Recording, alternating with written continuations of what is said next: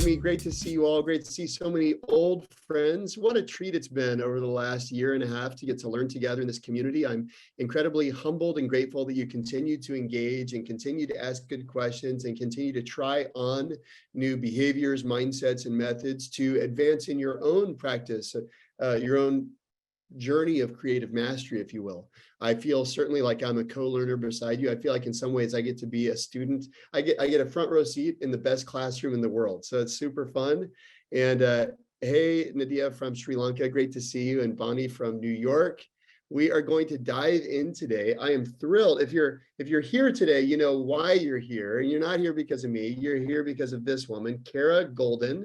I want to give a quick background for those of you who don't know who Kara is. She's the founder of Hint Inc., best known for its award-winning Hint water, which is the leading unsweetened flavored water in the world. She has received numerous accolades, including being named a Ernst & Young Entrepreneur of the Year in 2017, Northern California, and one of InStyle's 2019 Badass 50. I don't know what you got to do to get on that list, maybe reinvent a old category perhaps, but I want to be on the Badass 50 list. So Kara, tell me what I have to do. Prior to Hint, Kara was the VP of Shopping Partnerships at America Online. She hosts a great podcast called The Kara Goldin Show, and her first book, Undaunted, Overcoming Doubts and Doubters, was released back in October of 2020, and it's now a Wall Street Journal and Amazon bestseller. Kara lives in the Bay Area with her family and 3 Labradors, and we are delighted, Kara, that you joined us today. So without further introduction, I'll hand the floor over to Kara. Folks, if you have questions or things that you want to dig into, drop them in chat. We won't interrupt the flow, but after Kara shares a bit of her story and a bit of the insights that she shares in her fantastic book, which I recommend to everyone, called Undaunted, she and I will talk for a few minutes, and then we'll just take some questions from the community. So let us know where you want to dive in or what you'd like to know more about. But with that being said, Kara, over to you. Thank you, Jeremy. What a nice introduction. And I have to say your tunes at the beginning are quite great. So it was very nice to be listening to that for a few minutes. So well, hello everyone, and I'm super thrilled to be here.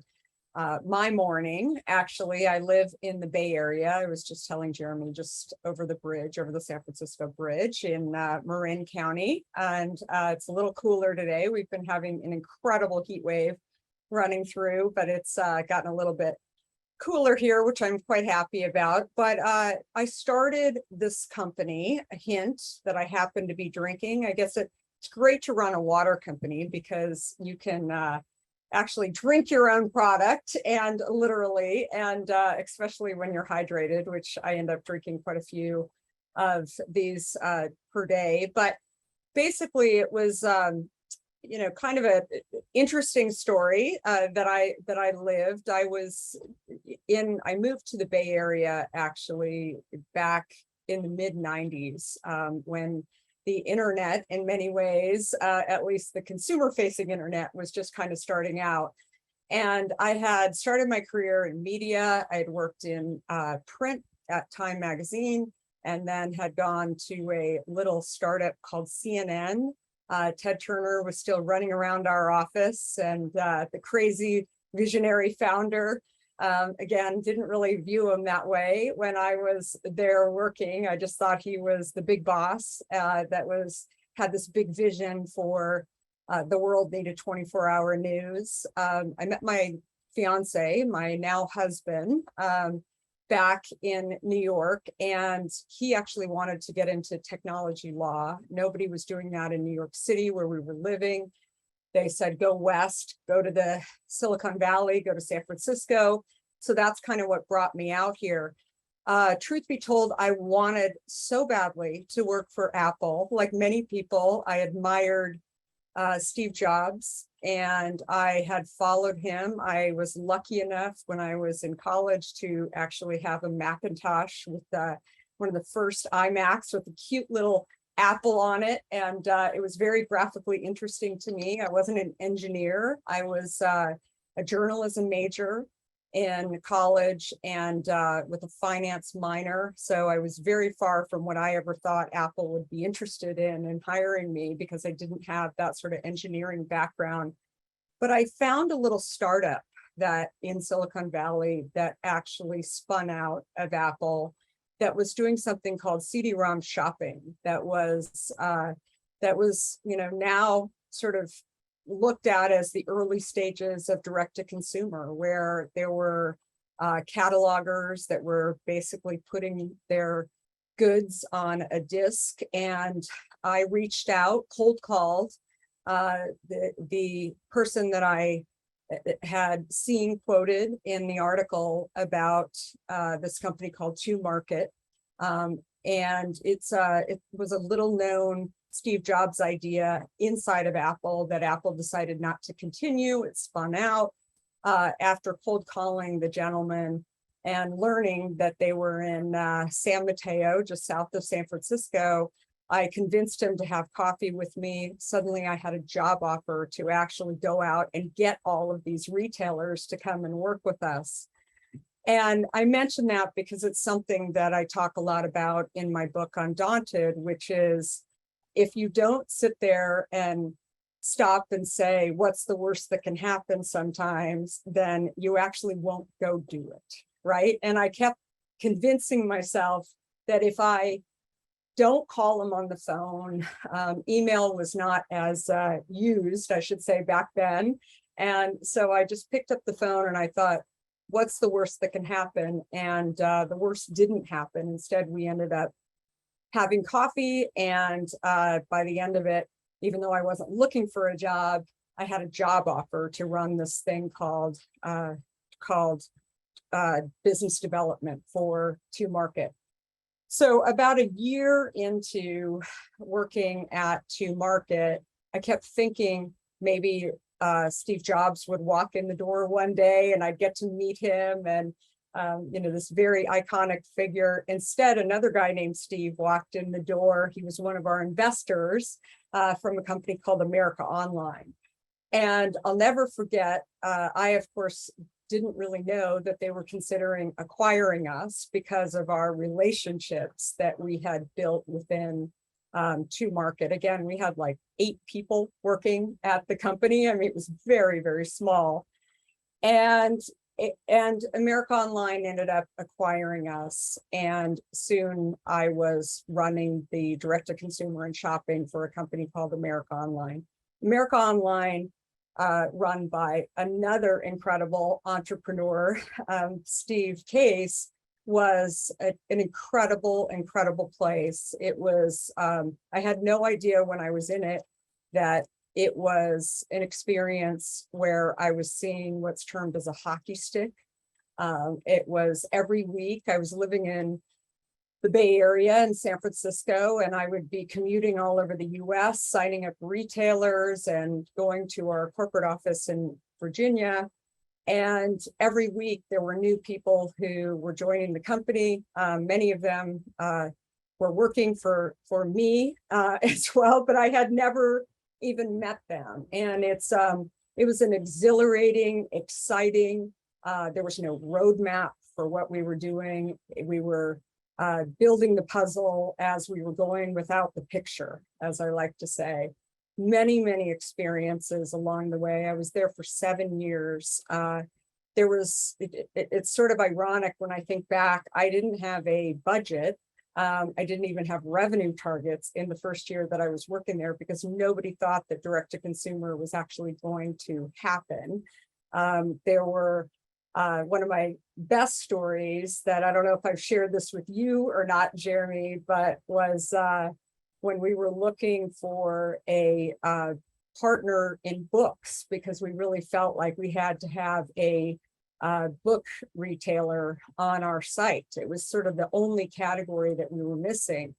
So Barnes and Noble and another company, big company in the US called Borders, had said no to us, that they were not interested in working with us. So I'd heard of this little guy in Seattle named Jeff, who was running a company called Amazon. So I cold called him and I said, I'd love to come and meet with you. truth be told, I thought maybe if I got Amazon, then Borders or Barnes and Noble would become interested, maybe before we actually launched Amazon, but perhaps at the worst case after. I'll never forget, Jeff said, I have a ton of stuff to do. I don't really have time to meet with you, but if you want to come and meet with me after 5 o'clock, that would be fine. So I flew to Seattle to go meet with him, and he had me meet him at his warehouse. I think Jeff forgot that he didn't have any numbers, any addresses on the warehouse. So I was driving around in circles looking for the warehouse with no numbers on it. And that's when I called him on my large cellular phone and said, I can't find you anywhere. And he stepped outside of the warehouse, waved his arms, and said, here I am. And so I parked the car, and he said, unfortunately, I can't meet with you because I have a lot of bookshelves to put together tonight. And I said, I'm great at building bookshelves. And so can I help you build bookshelves while we're talking about partnering with America Online? And he said, you've really built bookshelves? And I said, yeah, I hadn't really built many bookshelves before. So, but I grabbed some bookshelves, and they were, we were putting the, what are they called, the poles together and popping them together, and it really wasn't that tough. But anyway, after sort of looking around and seeing that the CEO of the company is building bookshelves so that all of his books that were coming tomorrow would actually have a place to be shelved, I was really getting concerned whether or not this was the right partner, or should I wait it out until we got Borders or Barnes and Noble to jump on board. And so while I'm kind of trying to figure this out with Jeff, I said, so why do you think that you can be successful? Like, you've got these major players that are so much bigger than you. They've actually been in books. They have relationships with publishers. Why do you think that you can compete? And he said, first of all, do you read a lot of books? And I said, I sure do, Jeff. I read a ton of books. And he said, do you ever go to the bookstore and ask the gentleman or woman behind the counter for a recommendation? And I said, sure, I'm sure I've done that. And he said, so are you happy with the response? And I said, well, sometimes, but of course they can't, know every genre of books that are out there to actually give those recommendations. And he said, the future of book sales, the future of online sales will be recommendations. And I share the story because it hit me so hard on that day in 1996 that he had a vision, he had an idea for what the future was, but a lot of people, including Barnes and Noble and Borders, couldn't see it.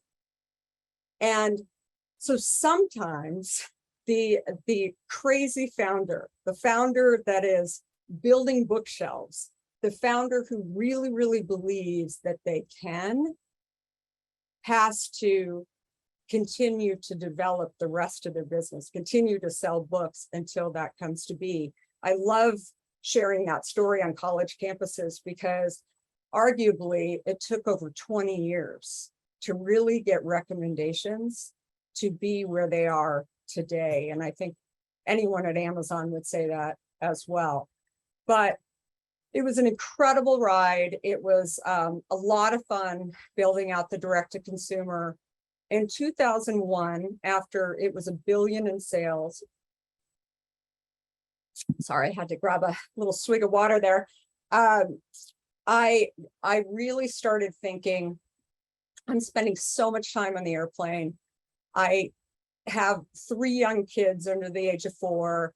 My husband was working in Silicon Valley as an attorney and in-house counsel at Netscape, another early day internet company. And I thought, I'm going to get off the train. I don't know what I'm going to do, but there has to be something more local where I'm not traveling constantly. There's a ton of stuff in Silicon Valley. You know, I want to be a parent. I want to really enjoy my family, but I also don't want to be on the plane all the time. I didn't know how long I was going to take off, but I have to tell you, it wasn't a very popular opinion amongst my colleagues, my friends, my peers, my family. Family is the worst, by the way, when you actually want to take any type of risk. They love you. They don't want you to take any risk at all. Here I was, the youngest vice president at America Online, one of the few women at that level. And I was saying, I'm not done working, but I want to take a break. So I ended up taking close to 3 years off, and it was one of the best things I ever did. I was starting to get itchy looking around for what was going to be the next thing that I was going to do. And that's when I really started to look deep inside to figure out what I was spending a lot of time on, what I was caring about. I kept thinking that I would go into tech because, of course, that's where I had all the experience, maybe in media as well. There were early discussions about how tech and media were sort of coming together, but nothing was really exciting to me where I felt like I could really build. And I think that's a really, really important point as well that I like to share. What I realized from taking a break was not only what I was now more and more interested in, which was health and really understanding kind of how consumers were fooled by health in many ways, but also the fact that I loved to build. I loved to create. Of course, Jeremy's course, designing. I never really thought about it when I was in it, when I was actually doing the things that I was doing to date. But I loved working for visionaries in any industry, whether it was media or tech. And I loved the idea that there was no picture. There was no map, that I was given an idea, a problem, and every single day would wake up and try and figure out, okay, how do we move this forward? How do we keep trying? How do we keep doing things that allow us to get closer and closer and help a team do that as well? So what I really enjoyed about that piece of it, I looked back on my days at AOL and I thought where I was having the most fun was in the hockey stick, right? And once the hockey stick had kind of peaked, growth didn't stop, but it started to slow down. And so again, it wasn't over, but the more important piece of building a company at that stage was continuing to have momentum, not to have those spikes. And I loved the spike in the build aspect of it. And so that was really the point where I thought, I need to get into a company that is pretty early stage. I never thought of starting my own company. A lot of people have said to me, did you think by working for these incredible entrepreneurial companies that you were going to go and do something on your own? No. And I think that that point in particular is one that I like to emphasize because entrepreneurs come in all shapes and sizes. Some people know from birth that they're going to go start a company. That wasn't me at all. I wanted to add value, make a difference, feel like I was needed, and do something that I was really curious about and was enjoying. And so while I was, at home with my kids and really trying to help them live a healthier life, I realized how much sugar I was allowing my kids to drink. And I don't know if you've ever been at a playground or even on an airplane, which I was spending a lot of time on. And I would watch when people would hand a screaming child an apple juice. And I thought, you know, why is it that everybody thinks that this is okay when all you're doing is actually, you know, feeding the problem? And I had been sort of chewing on that for a while and realizing that I had really been seeing something that some other people just hadn't paid attention to. And when I finally decided to try and get my kids off of having so much sugar, that's when I realized that it wasn't just the sugar that was causing the problem. It was also these diet sweeteners that were causing people to have issues as well. Maybe they weren't bouncing off the walls or screaming on an airplane, but they weren't as healthy as they wanted to be. I have a friend who still works at the Center for Disease Control, and she had been talking to me about type 2 diabetes, which was a fairly new disease 18 years ago, and one that we didn't know a lot about. And she happened to share with me that many of the people that were having showing up with type 2 diabetes were actually having diet sweeteners. They were not enjoying full-fledged sugar at all. And I thought, again, my curiosity really jumped in, and I thought, you know, it's fascinating how people think that diabetes is just about sugar. Now, maybe type 1 diabetes to some extent, and obviously that you're, you know, born with that versus type 2 diabetes. And I just thought it's so interesting how the decks are really stacked against consumers to really understand what is healthy and what is healthy perception.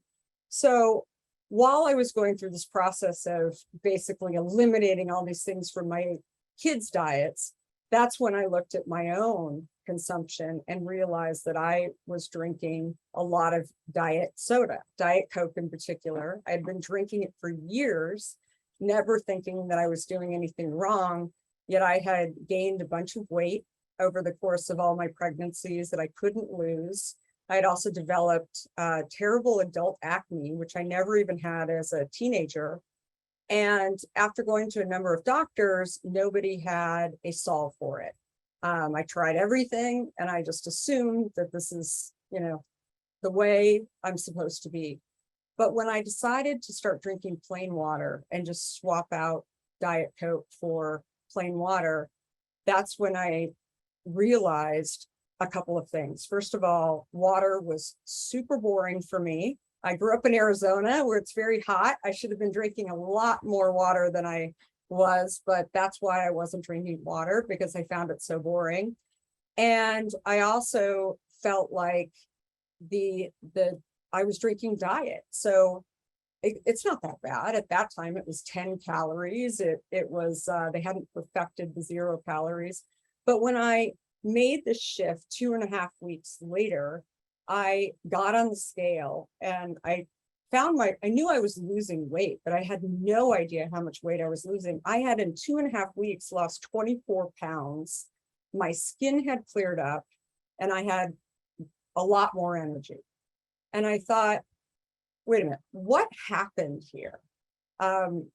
Many stories along the way, but my first step was to call up Coca-Cola and ask them why this would occur. Me stopping drinking diet sweeteners, why would this happen to me? And of course, the customer service people had no idea what had happened. They didn't have any suggestions for me how this could have occurred, but I certainly wasn't going to go back to drinking diet soda anymore. That was the moment when I thought, this is so interesting to me. I'm looking at all these other roles in tech, and while I'm trying to figure out exactly what I'm going to do next, maybe instead I should launch a water that tastes better, that really helps people to enjoy water without the sweeteners. Because nobody else is doing this. I was shocked when I went to the shelves at the local Whole Foods that had just opened and saw that there were all these healthy perception items out there that were calling themselves diet, and there was vitamin water was in its heyday. I mean, it was crazy to me that it was so hard.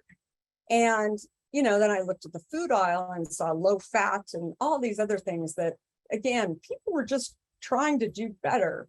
And yet it was so difficult. And I thought, if I could actually do something that helps people to see that it's really not that hard, that it's not about going and buying something that is calling itself healthy. It might actually be taking a deep look at what you're putting into your body and getting yourself closer to drinking more water. Maybe it is just drinking more water, but if you can't drink more water because you think it's boring like I did, then here's a product called Hint that has the essences of fruits and no sweeteners, and there it is.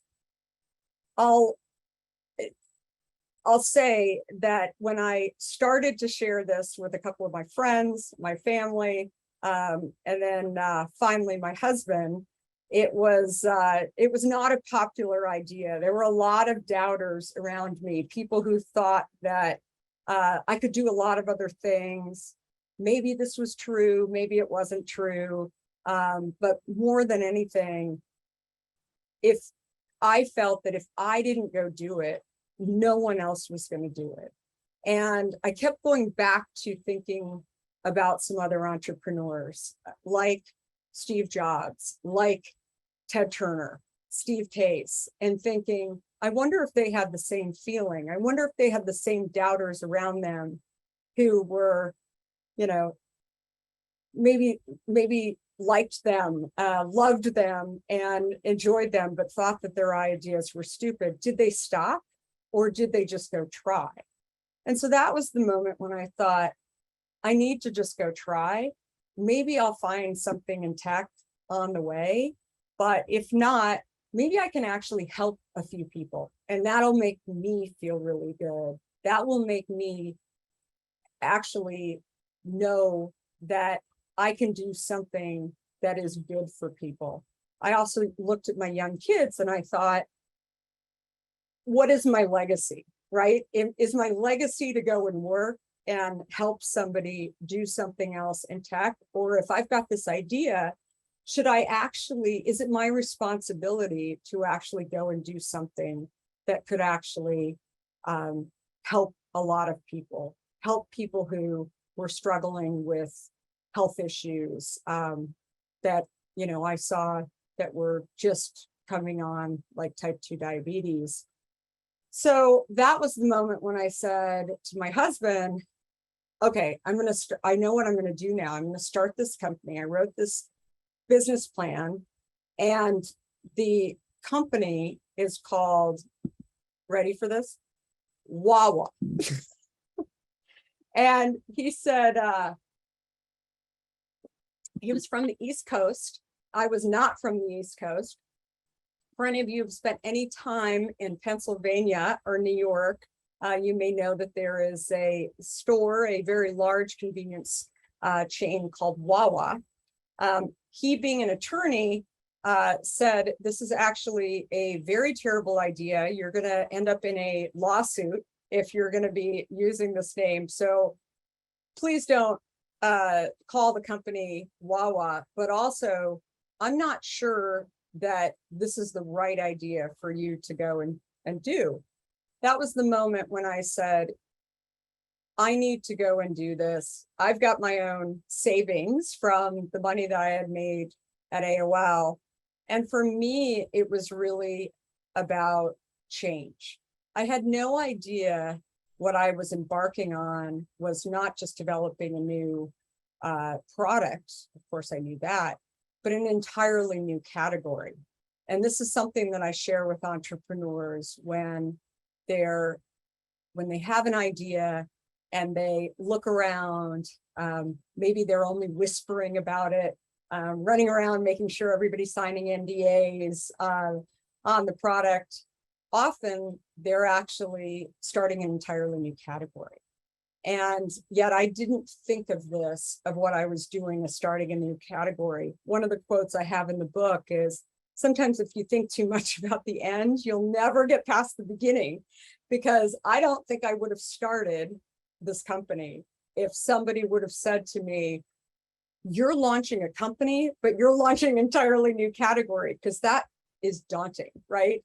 And so sometimes you just have to get out there and just go try and see what happens.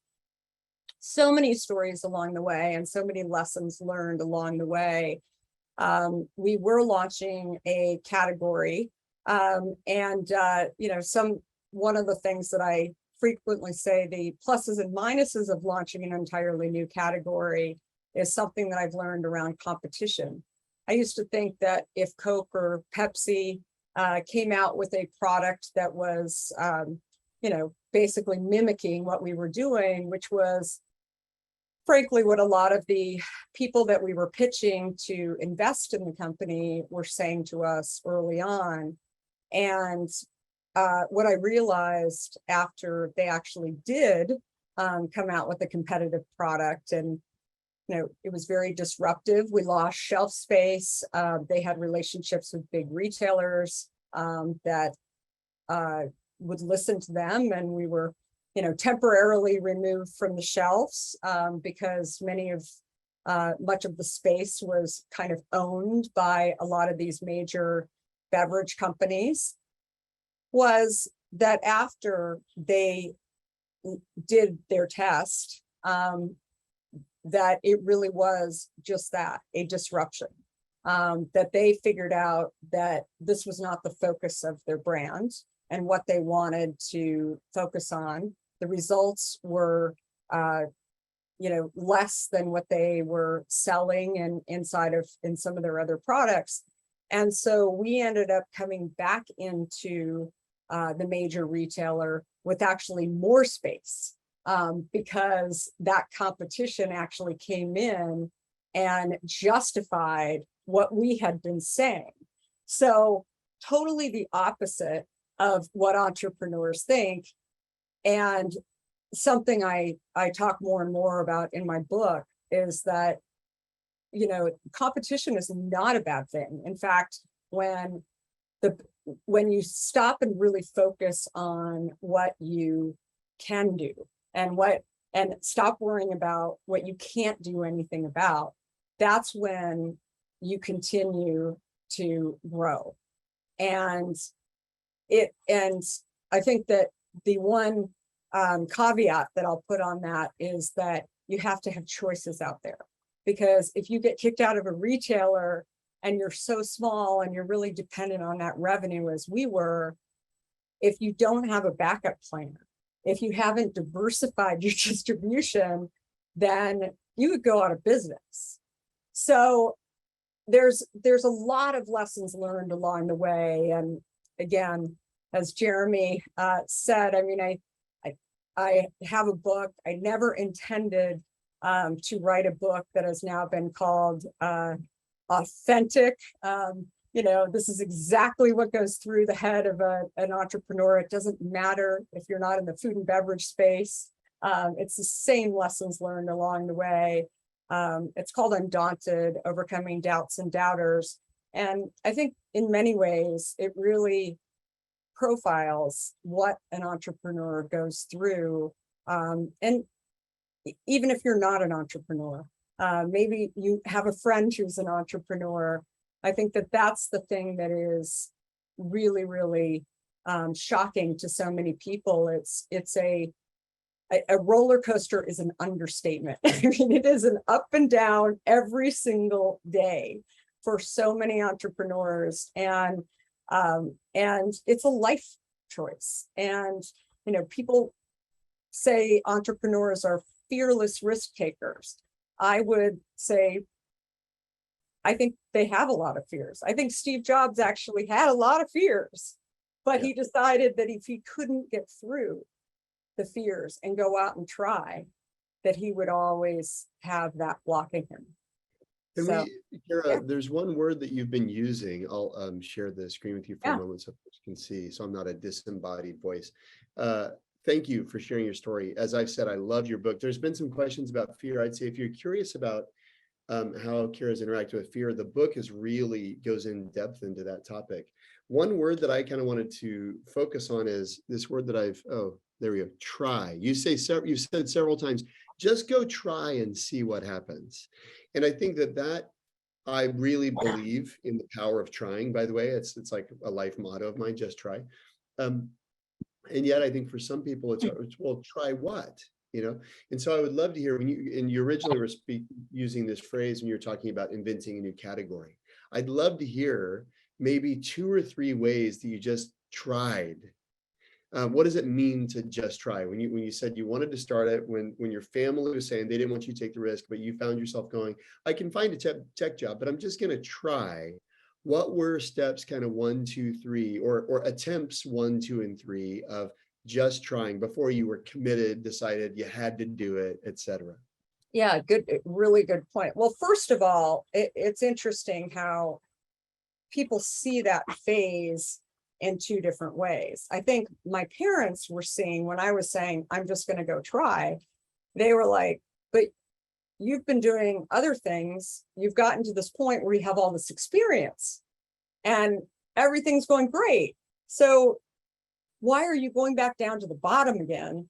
It's almost like trying is amateurish or something. Totally. And Huh. and I think like that is the thing that is really challenging to people, that we live in a world where we're constantly trying to move up, yet we're not allowed to go down and go back down to the bottom again, to start over again, to actually change industries. It's not that I wasn't taking what I was learning from the other industries that I had been in and trying to figure out how those things that I knew so well were working into what I was doing now. But I think for me, I felt like if I tried and it didn't work out, why couldn't I go back to this really successful place that I had been? And a lot of people said to me, well, you just can't. I kept saying, why? Right. Like, why So, is it? so what does the trying look like? When you say try, does that mean, did you formulate the beverage? Did you go talk to Whole Foods? Did you socialize? Did you confirm whether over sugaring children bothered anybody else? Like, what does trying practically look like? I realize it's not going back to the experience base or repurposing the experience base, but what are the first actions of trying for you? Yeah, so I was making this product in my kitchen. So I was slicing up fruit initially and putting it into a pitcher, a glass pitcher. And what I figured out was that that was really great for the first day in my refrigerator. And then after a couple of days, it actually started to taste different. And I started to ask the question, why? Why does it taste different? So then I started looking at also things like the pulp in the fruit. The pulp would start to look different. Again, looking at it from a lens, not having the experience, but looking at it a lens and being okay with not having all the answers and asking why. So I started looking up, doing some research on, could I actually figure out how to create the flavor profile without actually having the pulp in the product? So long-winded story, but I ended up cooking the skins and oils on the stove. I would not recommend it to anybody. I almost lit our house on fire multiple times with 3 children and pregnant with my 4th in the house. And it was not a great idea. But what I realized is that I could create my own extracts that didn't have preservatives in them, didn't have sweeteners in them. I initially was going for a low calorie product because I thought this is actually going to have some sweet in it But so that is, there's going to be a calorie or two in there, but that was never my goal. When I ended up figuring out that there was a lab in South San Francisco that could actually calculate the calorie count, and they came back and said it was 0. I couldn't believe it. I mean, it was interesting, but all along the way, I was having fun, right? It was just my curiosity. No one was having these conversations. I mean, I was out, people were still asking me, when are you going to go back into tech? Oh, there's this really cool role at my company. You should come and look at it.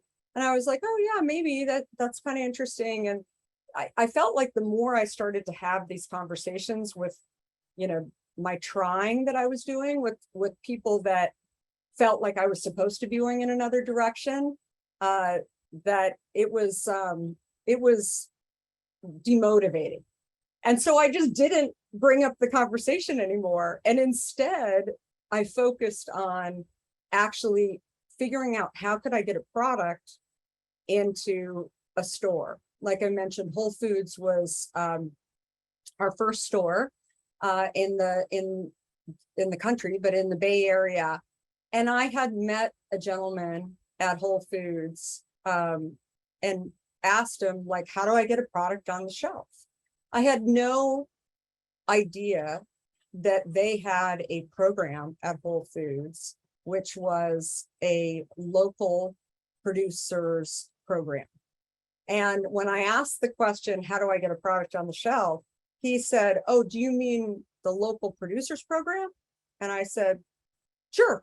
Yeah, that one, the local producers. And he said, are you a local producer? And I'm thinking, I make the product in my kitchen. So that's pretty local. Totally. And so, it's a story of sometimes actually filling in all the blanks versus actually just trying to figure out what it's going to take in order to get the product on the shelf. I ended up coming back a few months later after he gave me some information. I thought maybe I eventually can come back and talk to him about that program and actually getting it on the shelf. It's another funny story along the way where I was actually pregnant with my 4th child, Justin, and I wanted to get the product on the shelf at Whole Foods prior to actually delivering Justin. And I was going in for a planned C-section at 2:00 in the afternoon at California Pacific in San Francisco. And so I decided I didn't want this pallet in my garage that had just been delivered. It's sort of another piece that I always share with entrepreneurs, that especially your first product, no matter what, it will be delayed. It will never come early. It will never be on time. It will always be late. And so that was the case with our product that we had figured out how to produce. We decided that there were too many bottles to actually produce it in the kitchen. So we had found a small little test with a bottler actually fairly close to San Francisco and Santa Cruz. And so we ended up getting the product delivered, and it came the day before I was going in for a planned C-section. When they delivered the product, they dropped it in my garage. I was living in San Francisco, and instead of having space for my car in the garage, I now had product in my garage. So the first thing I'm thinking of is I'm going to get a lot of street parking tickets when I'm having a baby because I don't have anywhere to park my car. And so I thought, if I can just go get this product into Whole Foods, then maybe I'll have my parking space back. But when I went to Whole Foods on that morning that I was delivering Justin, my husband came with me with 10 cases and he's wheeling the dolly into Whole Foods. The first thing that the gentleman said to me, who had talked to me about the local producers program, is he said, I remember you, but boy, you're really pregnant. And I said, I'm very, very pregnant. Thank you for noticing. And he said, are you going to deliver in the store like right now? And I said, gosh, I sure hope not. I'm having a planned C-section in a couple of hours. And he said, I'm sorry, what is a planned C-section? And I said, do you mean like the difference between a planned C-section and an emergency C-section? And he said, yeah, I don't know what that is. And so that's a story of, I went on to tell him what a planned C-section was. We were talking for about 20 minutes. And my husband, of course, walked away in total embarrassment. Thought, he was like, she's talking to him about where babies come from. And now, like, I don't know how this whole thing is going to go down, but we got to get out of here pretty soon. And at the end, he said, thank you so much for taking the time to talk to me about that. I think it's incredible that you're actually trying to get the product in when you're going to go have a baby in a few hours. I'm going to see what I can do to get this on the shelf.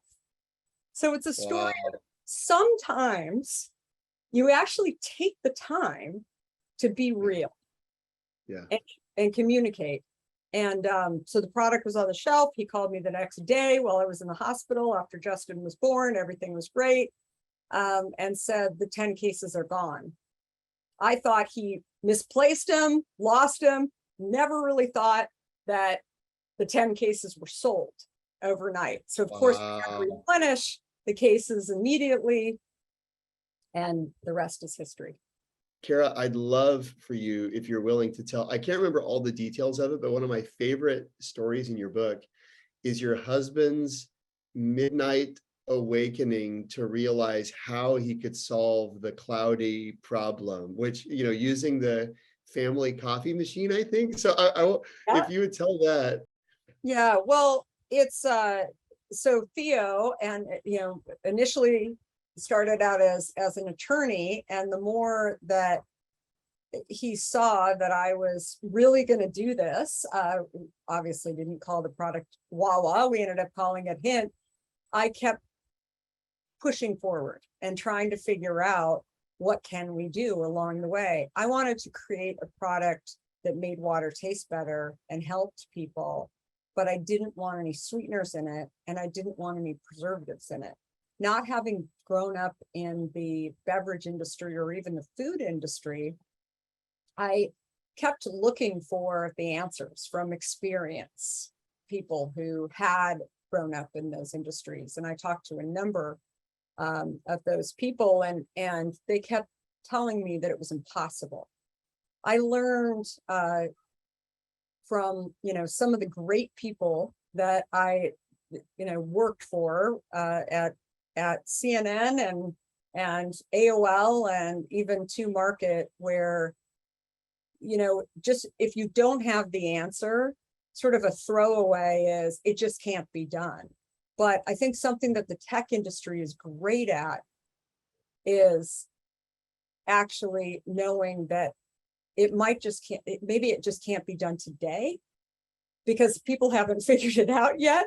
But as technology moves on and gets better, then it might actually be able to come to be. So as I was trying to figure out how do I produce a product without preservatives in it, we were only producing so much product because we were very nervous about producing a product because of the you know, gray looking water that we were getting. We were always testing it in labs, in the lab in South San Francisco, to make sure that there wasn't anything really dangerous. But definitely the fruit, after a while, because it didn't have preservatives in it, started to taste a little different than when it was a fresh fruit. And so because I wanted to produce this product and had specs, I kept saying, you know, to my husband, who had come on board as our chief operating officer, you know, what can we do? And the response prior to doing this midnight experiment was, as we grow and as we start to sell this product in stores, they don't want to have, 10 cases here, 10 cases there. They want much bigger quantities. They want to put it into, a warehouse. They want to be able to, they have their processes as well. So we were starting to get pushback from retailers saying, we love you guys, but this is not long because we can't do this if you really want to scale. So we were about to shut the company down because it was just, there were a lot of things that we just couldn't figure out. And I wasn't willing to throw in the towel on putting preservatives into the product. And yet nobody had done a product that was using real fruit without preservatives in it. So that's when, I really was sad that we were going to have to shut it down because I felt like I had consumers that were, and also distribution that really still wanted it. And that's when he went into the kitchen and he started thinking about how is it that there are things like Nespresso capsules and how do those end up to be able to stay the same and still have the same taste profile and are not using preservatives in it. And so he started playing around with our extracts and running it through the heat of the water. And so fast forward a few hours, he woke me up and said, I think I have it figured out. I need to go down to the plant in Santa Cruz because I really want to take this idea and this process. So he waited for the gentleman who owns the plant. He got in at 5 o'clock in the morning and he called him right at 5 and he said, can I come and test this?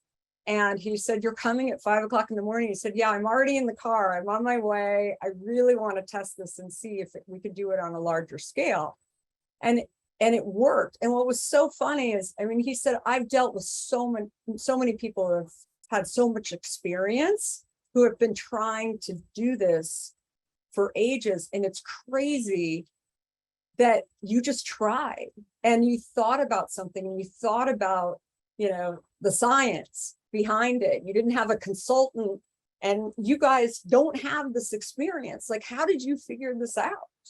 And so I really give it all to Theo. And ultimately, that night, when we figured out that process, that is a process today that is used in the beverage industry. There are many beverages now that don't use preservatives. But again, sometimes you just have to not stop at we can't and just go try. Yeah, it's beautiful. I love it. Hats off to Theo. He's a brilliant innovator. I know he's your partner in crime. Couldn't do it without him. I wish he could be here with you as well. I just think it's such a great story. If you like stories like that, there are so many cool stories like that in Kara's book. It's what I do. I always dog ear pages if there's something that I want to revisit later. And when I look at the side of Kara's book, it looks like there aren't corners on the pages because every page is dog-eared with interesting experiences and anecdotes. So it's an amazing book. I'm so thrilled that we had the chance to have you here today. Is there anything that you'd like to say kind of as a closing piece of advice or tip or insight with the group before we close down? Yeah, I'll just say that part of what I've learned in my journey is it is a journey, right? And I think that you have to enjoy what you're doing. And I'm still smiling along the way. Not every day is perfect. But I think that the most important thing that I want to encourage people to do, I'll go back to that word try, but really figure out, just because it might not be the most popular thing for you to do, maybe, you have fears about going down to start over again and do something totally different. I think that the best ideas, the most exciting entrepreneurs will tell you that they took those risks because they were curious. They wanted to learn, about something, and they didn't take no for an answer. They didn't take when other people were saying, this can't be done, this isn't a product, nobody will be interested in this. So take your ideas seriously and figure out if you can find some small way to go out and try those things, because as I think we used to hear when we were younger, no idea is stupid, right? Yet as we grow up, ideas do start to become less interesting, too hard, not for us, whatever the excuse is. So I want to encourage everybody to challenge yourself on that point. Thank you, Kara. You're amazing. It's such a gift and privilege you get to share your story with our community.